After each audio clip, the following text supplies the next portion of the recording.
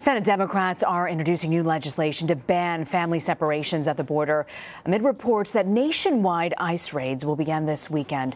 Several lawmakers, including Senate Minority Leader Chuck Schumer, rolled out the legislation on Capitol Hill today. The bill, which is likely dead on arrival in the Mitch McConnell-run Senate, would force the government to release undocumented children from custody after 20 days. The measure would also hire more judges in immigration courts to speed up the time it takes for asylum seekers to have their cases heard. The bill would also fully fund a family case management system that provides social and legal services. Virginia Democratic Senator Mark Warner is a co-sponsor of the bill, and he joins me now from Capitol Hill. So, Senator Warner, we know President Trump is ordering ICE raids targeting 2,000 undocumented families. It's set to begin this weekend. After his threat last month, you voted yes on a $4.6 billion border aid bill, giving more than $200 million to ICE. Now that these raids are reportedly back on, do you still stand by that vote? I do. That bill not only helped ICE, it also helped make sure that there were adequate housing and medical and other assistance that needed to go to the border. We have a crisis at the border, a crisis that has been, I believe, could be laid at the footsteps of this White House, who's exacerbated the problems around immigration, who's not been willing to come forward with any major reform plan, has rejected the bipartisan total immigration reform package that was passed by the Senate a number of years back, has not come back to that. So that was a necessary step, and I think it ended up getting about 80 plus votes in the Senate.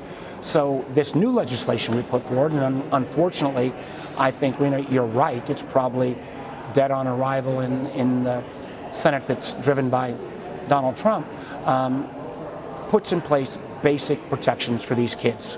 You know, yesterday, former Vice President Joe Biden told a group of more than 20 lawmakers he would not hold migrant children in detention centers if he's elected president, something we've heard from several Democratic candidates. You've said that the conditions in certain child detention facilities amount to what's child abuse. Is that an idea you would push for? And do you see it gaining traction in Congress? Well, listen, I think I'm unfortunately believe that within the existing framework, with the existing Congress, with a Mitch McConnell, as your words, in a Mitch McConnell-driven Senate, this bill is probably dead. I'm not sure we're going to see traction, but I think this notion that we laid out in the Merkley legislation that puts in place at least a de minimis holding period for 20 days that tries to make sure these kids get appropriate representation, and most importantly, that we hire more judges so that we can end up processing these folks appropriately. I think we need to have rule of law at our border. I think we need to have appropriate immigration policies and not an open border. But what you've got at this point is, without having the resources, without having the judges, without having the people to process these migrants through their asylum requests, you end up with this outrageous and frankly inappropriate treatment of these kids and these families. And I think the Merkley bill is at least a statement of the vast majority of Democrats about how we believe would be a step forward. You talk about the child abuse that many people believe is going on in these facilities, and the fact that calling for more judges is still leading to a growing number, though, of folks coming in. You know, one report says that there are now 3 new detention facilities that have sprung up since February, run by ICE, and they're for-profit detention facilities. How is it possible that while people are calling for these children to be protected, these detention facilities are only growing? Well, the reason this is happening is because you have a president that's talking about building walls, that's talking about totally anti-immigrant behavior that is actually exacerbating the problem, because people in particularly El Salvador, Guatemala, and Honduras, where most of the problems are, it moves more people to try to say, all right, gosh, we got to pick up and go. I think what we need to do is put more resources into those countries, try to work in terms of trying to cut back the level of violence, the level of threats. If there was a better economic opportunity in some of these countries, I don't think we would see the vast numbers of immigrants trying to flee to the United States and seeking asylum. Again, these are not individuals that for the most part are coming here for economic reasons. They're coming here because they flee for they fear for their own safety in their home countries. So if we want to slow that flow, let's go ahead and partner with these countries in terms of law enforcement, in terms of trying to make sure in some of the agricultural areas there's more support, that we actually work in those countries rather than working simply at the border. But Senator, the bottom line on these facilities, particularly talking about the children, are you saying to me that Congress just does not have the power to stand up at this point to the Trump administration to protect and to take care of these children who are being abused? I'm saying, Rena, that the Democratic senators in this legislation have laid out with great specificity what we would do. But there's no action, Senator. There's nobody. These kids are still not. Let me finish my sentence, please. All right, give me that courtesy. But the challenge is, we don't have 60 votes. We don't even have 51 votes. If people are astonished at these conditions, if they are upset, you're going to have a chance to weigh in with your vote this November. But in our current democracy, unless citizens across the country can pressure some of my Republican colleagues to actually take a more humane and, I think, proactive approach, we're going to be cobbling together Band-Aids until we see a change in control of the Senate, and for that matter, a change in control at the presidency. Okay, and I want to ask you also a big event next week. We know Special Counsel Robert Mueller is set to testify in the House. I know you won't be participating in those hearings, of course, but as someone with a security clearance, someone familiar with this territory, what questions do you want answered from him in front of the cameras? Well, our focus in our Senate Intelligence Committee, I'm the vice chair of the Senate Intelligence Committee, we have the last remaining bipartisan investigation into Russian interference in 2016. What I hope Bob Mueller will testify to, and others, I think, from the judiciary standpoint, will talk about the questions around obstruction. But I wanted him to get into more of the evidence of the level of contacts that went on between 144 contacts based on Mueller's report between Russians and Russian government agents and officials and folks affiliated with the Trump business or Trump campaign. That is unprecedented. I want Mr. Mueller, who I think still has credibility, to make the statement that he made when he did his brief press conference that not only were the Russians attacking us in 2016, but they will be back in 2020, and we are not fully prepared. We don't have appropriate election security legislation in place. We still don't have enough guardrails around social media.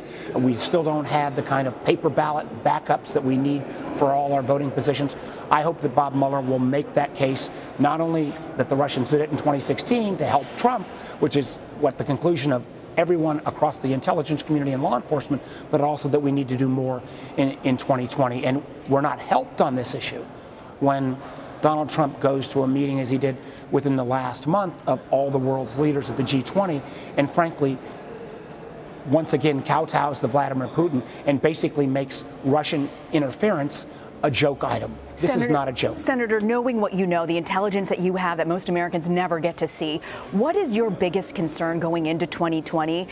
How confident are you that either a state or non-state actor will somehow try to disrupt elections in 2020?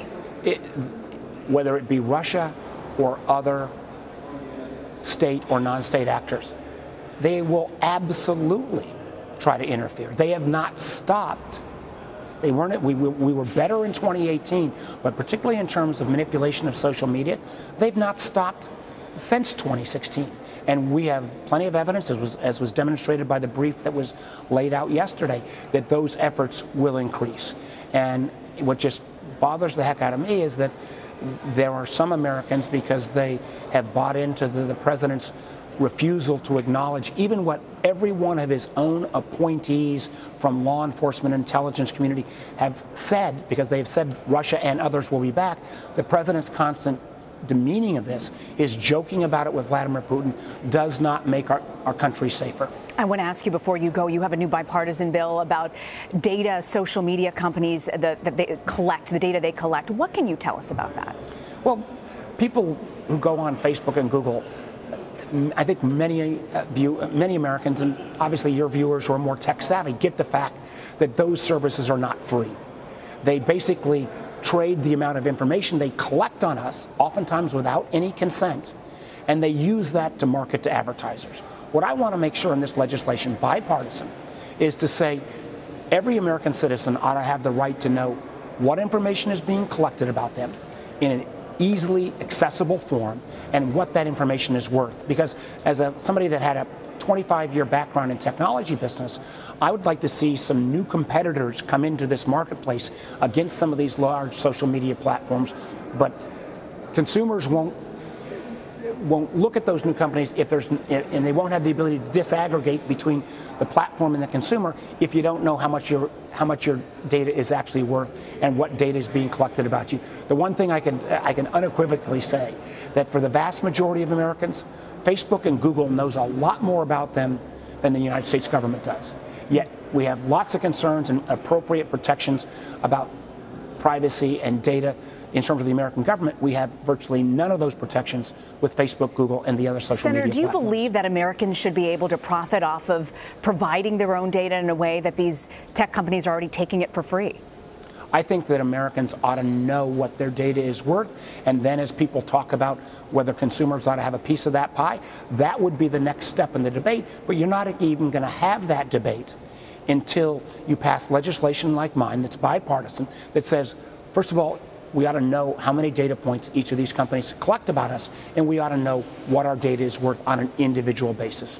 All right, Virginia Senator Mark Warner, I want to thank you, Senator, very much for joining us. Thank you so much.